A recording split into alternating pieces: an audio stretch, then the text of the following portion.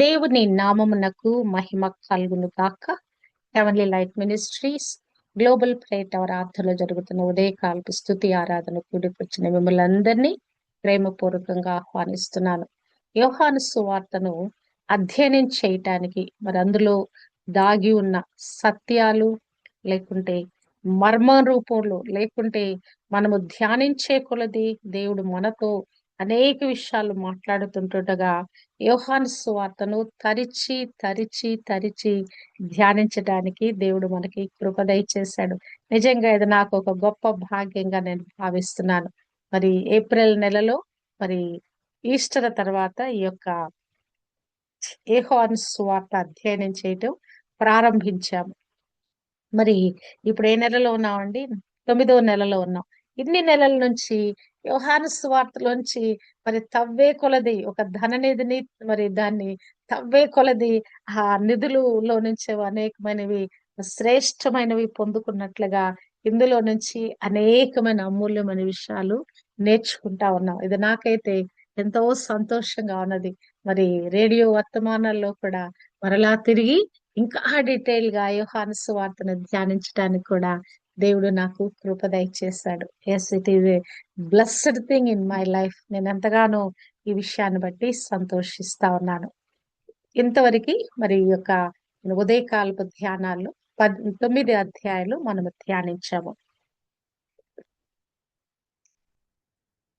అంతకు ముందు సబ్జెక్ట్ గా ధ్యానించాము. ఒక్కొక్క మరి అంశము తీసుకొని ధ్యానించాము. మరి అయితే కొద్ది రోజుల నుంచి మరి ఒక్కొక్క వచనాన్ని ధ్యానించుకుంటూ వచ్చాము.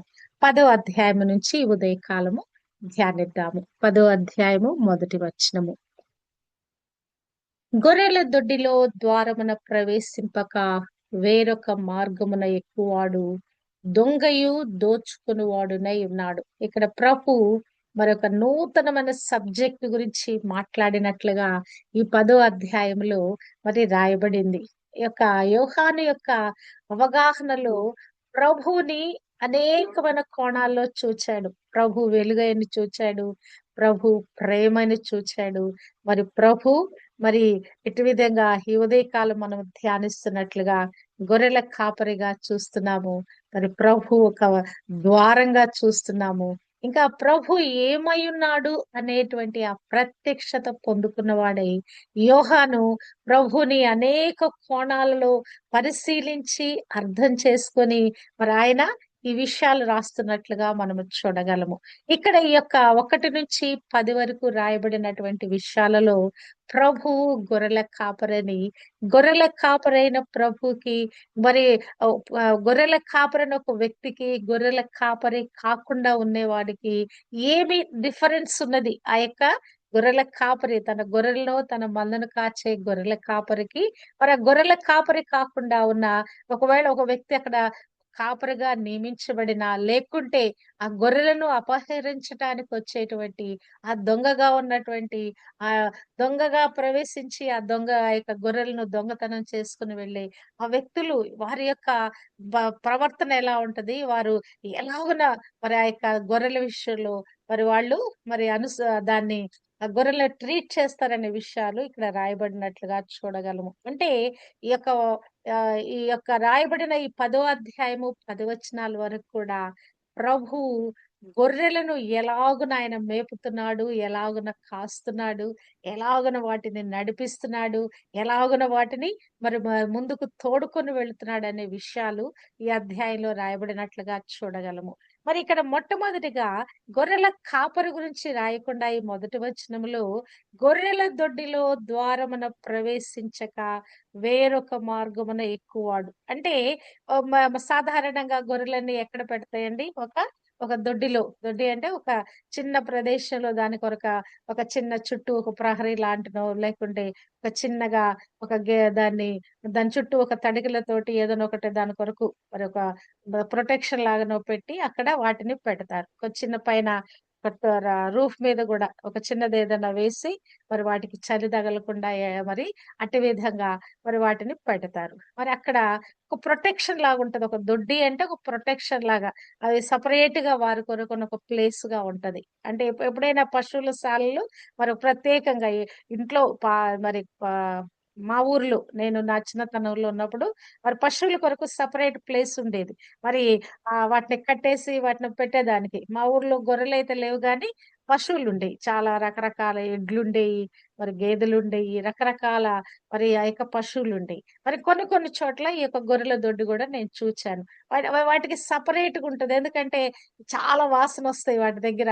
ఇక వీటి దగ్గర వాసనొస్తది గనక వాటిని ప్రత్యేకంగా పెడతారు. ఈ యొక్క గొర్రెల దొడ్డి మరి దాని చుట్టూ వేయబడిన ఒక ప్రహరీ గాని ఏదన్నా చూస్తే ఒక రక్షణ కోసం ఆ యొక్క గొర్రెల కొరకు, ఒక రక్షణ కొరకైన అవి కాపుదలగా ఉండే ఒక ప్రదేశంగా మనము చూడవచ్చు. మరి ప్రభువులో మనం జీవించే జీవితంలో కూడా దేవుడు మనందరిని గూడా తన యొక్క దొడ్డిలోకి చేర్చుకున్నాడేమో అనిపిస్తది నాకు.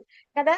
అంటే ఒక 100 మంది గొర్రెలున్నా కూడా, ఆ 100 మంది గొర్రెల గురించినటువంటి ఆ కాపుదల గురించి, వాటి పోషణ గురించి, వాటి సంరక్షణ గురించి, ఆ కాపరి ఎటు విధంగా శ్రద్ధ తీసుకుంటాడో, మరి ఇంతమంది కోట్ల ప్రజలమైన మన ఎడల గూడా ప్రభు ఇదే శ్రద్ధ తీసుకుంటూ తన దొడ్డిలోకి మనల్ని చేర్చుకున్నాడేమో అనిపిస్తది. అంటే ద్వారమున ప్రవేశించక అంటే ద్వారములోంచి ఎవరు వెళ్తారు?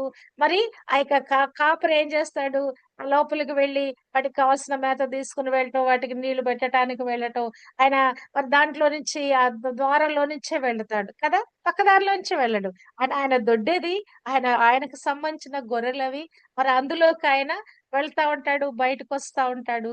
కానీ వేరొకడు ఆ దొంగలని, ఆ యొక్క గొర్రెలను దోచుకోటానికి వచ్చేవాడు ఎలా ఉన్నాడట, మరి వాడు వేరొక మార్గమున ప్రవేశిస్తున్నాడు, ఎక్కి వస్తున్నాడు కదా! దొంగతనం చేయాలంటే సాధారణంగా ఏం చేస్తారు? కన్నాలేసి వస్తారు. లేకుంటే పైనుంచి దుమికొస్తారు. ప్రహరీ గోడల మీద నుంచి దుమికి లోపలికొస్తారు. లేకుంటే మరి ఇళ్ళకి కన్నం వేయాలంటే మరి దోచుకోవాలంటే ఎక్కడో ఒక చోట కన్నం లాంటిది పెట్టి అందులో నుంచి దూరి వచ్చి మరి వాటిని ఇంట్లో ఉన్న వాటిని దోచుకొని వెళ్తారు. ఇక్కడ గొర్రెల దొడ్డిలో ద్వారమున ప్రవేశించక అంటే అపహరించే వ్యక్తి యొక్క విధానము ఎలా ఉంటది? మరి ఏదో ఒక విధంగా ఏదో ఒక మార్గంగా వచ్చి మరి అతను దోచుకొని వెళ్తాడు. యెహోవా నా కాపరి. ప్రభు మన కాపరిగా ఉన్నాడు. మన ఆత్మీయ జీవితాలను కాపాడుతున్నాడాయన. అంతేకాదు ఆయన మరి మన చుట్టూ ఒక రక్షణను కూడా ఏర్పరిచాడు. మన చుట్టూ గూడా ఒక రక్షణను ఏర్పరిచాడు. కానీ దుష్టుడైన సాతాను ఏదో ఒక విధంగా మన ఆత్మీయ జీవితాలను కొల్లగొట్టటానికి వాడు ఏదో విధంగా పక్కదారులు మరి వాడు చూచుకొని మనను పాడు చేయటానికి వాడు ఎల్లప్పుడూ కూడా సిద్ధంగా ఉంటాడు కదా! చిన్న దాంట్లోంచి కూడా మనం ఏదో ఒక విధంగా పాడు చేయాలి. మన ఆత్మీయ జీవితాన్ని పాడు చేయాలి. మన యొక్క మానసికమైన స్థితిని పాడు చేయాలి. ప్రభువులో మనము జీవించే ఈ సంతోషభరితమైన ఈ జీవితాన్ని, ఆనందమయమైన జీవితాన్ని పాడు చేయాలని వాడెప్పుడూ ప్రయత్నిస్తానే ఉంటాడు. అవునా కాదా? గొర్రెల దొడ్డిలో ప్రవేశింపక వేరొక మార్గమున ఎక్కువాడు. ఎవడు వాడు? దొంగ, దోచుకునేవాడు. ఆ యొక్క గొర్రెల దొడ్డిలో పెట్టబడినటువంటి ఆ యొక్క గొర్రెలను దోచుకునేవాడుగా వస్తున్నట్లుగా మనము చూడగలము.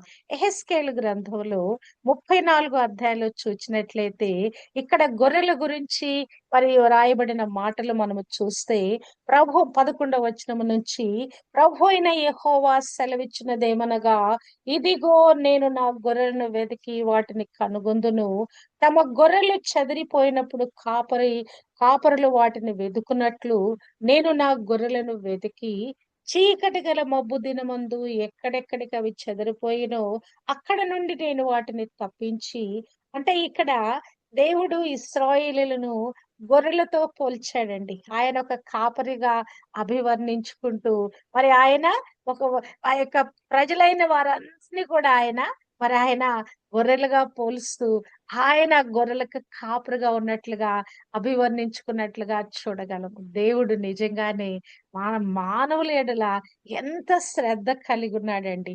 వాటిని ఎలాగున ఆయన కాపాడాలో, ఎలాగున వాటిని పోషించాలో, సంరక్షించాలో అంటే ఇశ్రాయేలులకు ఆహ్, మరి మేత మేపువాడు ఆయనే. ఒక చోట రాయబడి ఉంటది కీర్తనలో. నాకిప్పుడే జ్ఞాపకం వస్తుంది. వాటికి మేత మేపువాడు ఆయనే. అంటే ఒక్కొక్కరిని పోషించువాడు ఆయనే. అంటే ఆయన ఈ యొక్క దోచుకొనటానికి వచ్చే వారి నుంచి గూడా విడిపించువాడు ఆయనే. హల్లెలూయా! రెండో వచనంగా మనము చూచినట్లయితే ఇక్కడ దోచుకునేవాడు మరి ఈ విధంగా మోసం చేయటానికి మరి ఈ విధంగా మరి ద తి మరి దొంగతనం చేసుకొని వెళ్ళిపోయటానికి వస్తాడు గానీ, దొంగ అనేవాడు ఏదో ఒక విధంగా మరి నాశనం చేయటానికి వస్తాడు గానీ, ద్వారమున ప్రవేశించువాడు గొర్రెల కాపరి. హల్లెలూయా! ఆయన డైరెక్ట్‌గా లోపలికొస్తాడు. సరైన ద్వారంలోంచి లోపలికొస్తాడు. మరి మేలు చేయటానికి ఆ గొర్రెలకు క్షేమం ఇవ్వటానికొస్తాడు కదా! గొర్రెల కాపరి ద్వారమున ప్రవేశించువాడు గొర్రెల కాపరి. మీకా అధ్యాయములో మరి చూచినట్లయితే 5:2లో రాయబడిన మాటలు ఆయన ఎటువంటి దేవుడై ఉన్నాడు, ఏ విధంగా తన ప్రజల ఎడల ఆయన శ్రద్ధ తీసుకుంటున్నాడు, ఆ కాపరి ఆ యొక్క ద్వారంలోంచి ఇచ్చే కాపరి ఎలా ఉన్నాడు అని మనము చూస్తే గనక ఆయన మరి ఆ బెత్లెహేము గ్రామంలో ఆయన పుట్టుట ద్వారా స్వల్పమైన ఆ గ్రామము అయినటువంటి దానిలో పుట్టుట ద్వారా ఏలేవాడుగా వచ్చాడు.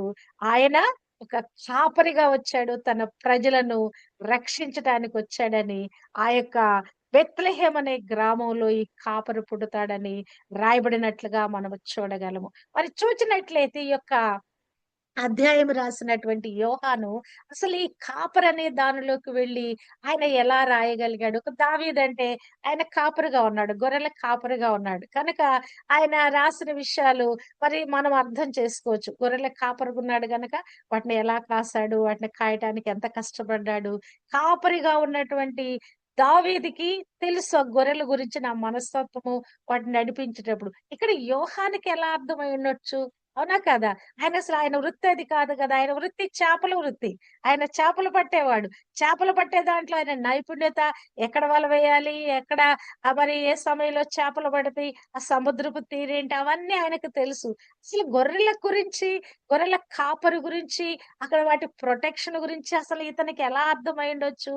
ప్రభు యొక్క ఆ ప్రజలను నడిపించే తీరు, ప్రభువుని వెంబడిస్తున్న ప్రజలు వారి గురించి ప్రభు తీసుకుంటున్న ఆ కేర్ అవన్నీ చూచి ఆయన మరి ఇది అర్థం చేసుకొని ఉండొచ్చు. నాకు అర్థమైంది. మరి ఎలా ఈయనకి ఈ మాటలు ఎలా అర్థమైనయి? ప్రభువుని గొర్రెల కాపరిగా అభివర్ణిస్తూ ఈ మాటలు రాస్తున్నాడంటే ఆయనకి ఎలా అర్థమై ఉండొచ్చు అని అంటే గనక ప్రభువుని ఆ కోణములో నుంచి ఆయన చూచి అర్థం చేసుకున్న వాడుగా ఉన్నట్లుగా మనము చూడగలము. మూడవ వచనం మనం చూచినట్లయితే గనక అతనికి ద్వారపాలకుడు తలుపు తీయును. గొర్రెలు అతని స్వరము వినును. అతడు తన సొంత గొర్రెలను పేరు పెట్టి పిలిచి వాటిని వెలుపలికి నడిపించును. హల్లెలూయా! ఒకవేళ చాలా పెద్ద మరి ఆ యొక్క దొడ్డైతే గనక అక్కడ ద్వారపాలకుడు గూడా ఒక వాచ్‌మన్ గూడా ఉంటాడండి. అంటే మామూలుగా చిన్న సమూహానికి ఎవరు పెట్టుకోరు గానీ, గొర్రెల కాపరి అవి చూసుకుంటాడు. వాటికి కావాల్సిన వాటన్నిటిని మరి కొద్దిమంది పని వాళ్ళని పెట్టుకుంటే పెట్టుకోవచ్చు. ఆ యొక్క మంద ఎక్కువుంటే గనక కదా! ఒక పెద్ద మందకి ఏం చేశాడంటే, అక్కడ వాళ్ళు ద్వారపాలకులను పెట్టారంట. ఆ ద్వారపాలకుడు మరి అతనికి ఎవరికి ఆ గొర్రెల కాపరికి తలుపు తీస్తాడంట. ఆ కాపరి ఎప్పుడైనా వాటిని విజిట్ చేయటానికొచ్చినప్పుడు అతను చక్కగా తలుపు తీసి లోపలికి మరక్కడ వెళ్ళటానికి మరి యొక్క తలుపు తీస్తాడట. గొర్రెలు అతని స్వరము వినును. అతడు తన సొంత గొర్రెలను పేరు పెట్టి పిలుచును. నిజంగానే ఆ గొర్రెలు అతన్ని చూడగానే సంతోషిస్తా ఉండుండొచ్చు కదా! అప్పటిదాకా మేత మేస్తా ఉండొచ్చు. మరి లేకుంటే లేజీగా పడుకొని ఉండొచ్చు.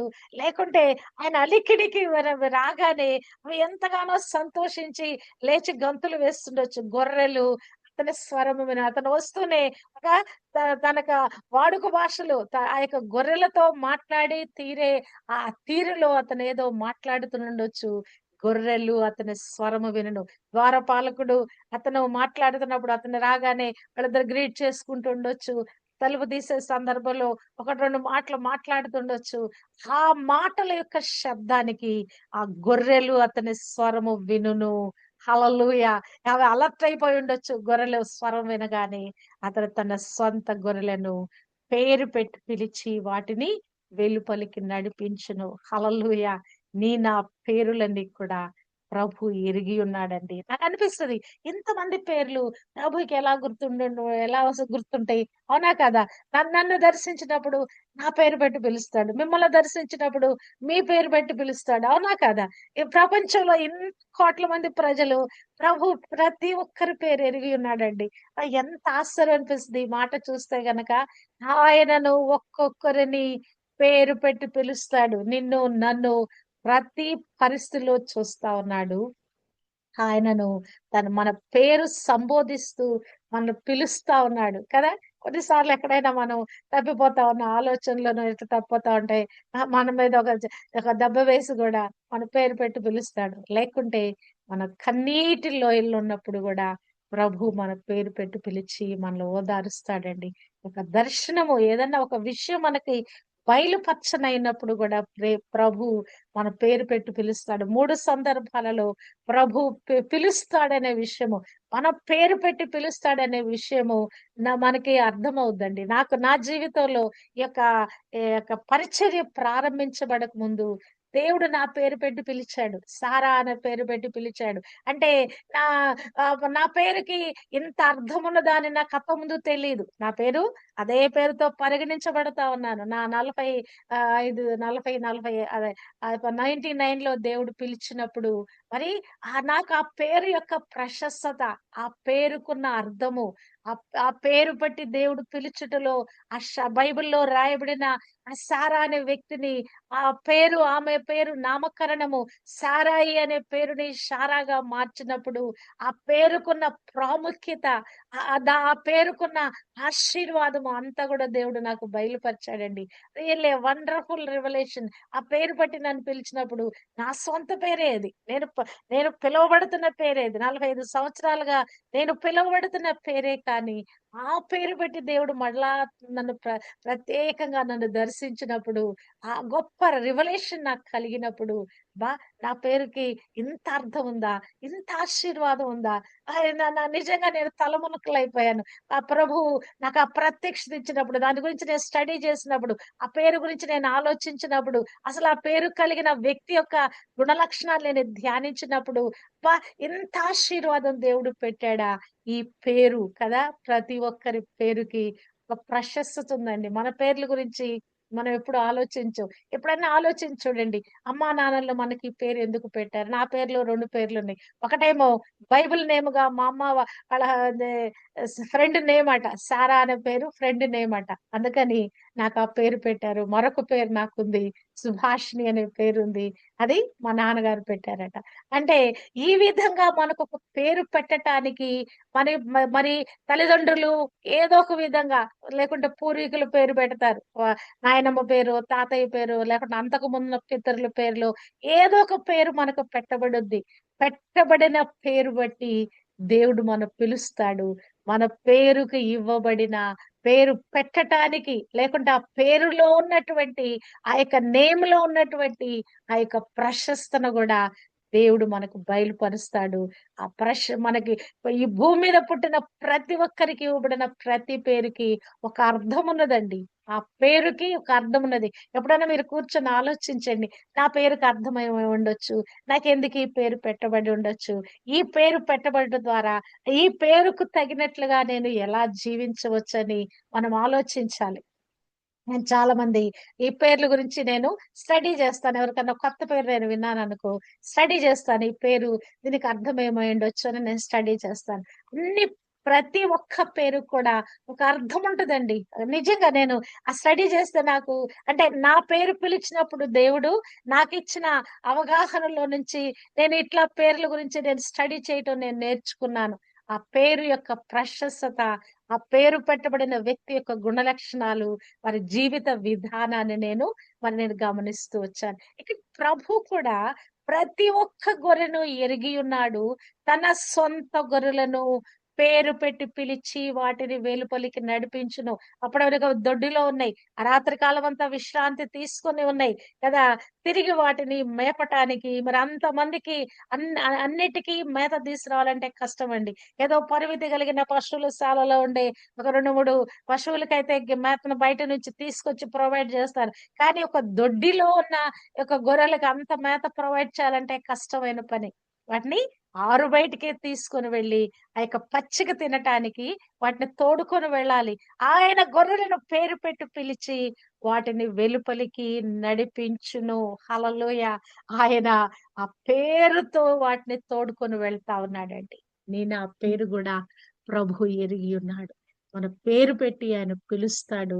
మనలను ఆయన తోడుకొని వెళ్తాడు. వెలుపలికి నడిపిస్తాడు కదా! కొన్నిసార్లు బంధకాలలో, కన్నీరులో, సమస్యల్లో ఉన్నప్పుడు గూడా ప్రభు మన పేరు పెట్టి పిలిచి ఆ సమస్యలో నుంచి బయటకు తోడుకొని వస్తాడండి. వెలుపలికి నడిపించును. ఏ సమస్యలో ఉన్నామో, ఏ పరిస్థితిలో గుండా మనం వెళ్తున్నామో దానిలో నుంచి ప్రభు మనలని వెలుపలికి తోడుకొని వస్తాడు. మన క్రైస్తవ జీవితంలో ఈ అనుభవంలో చాలా మంది మనం వెళ్ళి ఉండొచ్చు. ఈ బయటికి రాబడిన ఈ అనుభవంలో మనం చాలా సార్లు మరి వెళ్ళి ఉంటాం తప్పనిసరిగా కదా!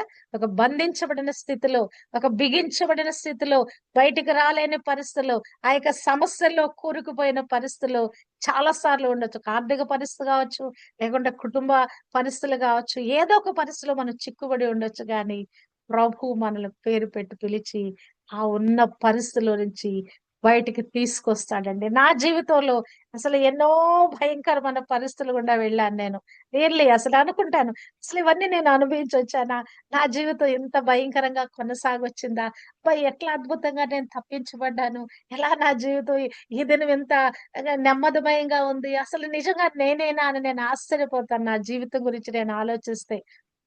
అన్ని కఠినమైన పరిస్థితులు, చిక్కుబడిన పరిస్థితులు, దుష్టుడైన సాతాను ఏదో ఒక విధంగా చేజిక్కించుకోవాలని ఎన్ని పరిస్థితులు గుండా తీసుకొని వెళ్ళాడు.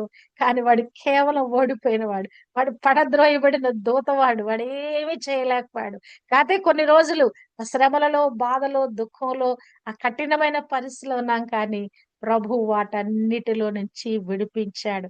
ఆ గొర్రెలను ఆయన పేరు పెట్టి పిలిచినట్లుగా నన్ను పేరు పెట్టి పిలిచి, నన్ను ఆ పరిస్థితిలో నుంచి వెలుపలికి తోడుకొని వచ్చాడండి.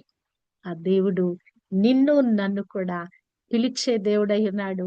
మనకు మనమున్న ప్రతి పరిస్థితిలోంచి గూడా మనం విడిపించి బయటకు తోడుకొని వచ్చువాడై ఉన్నాడు.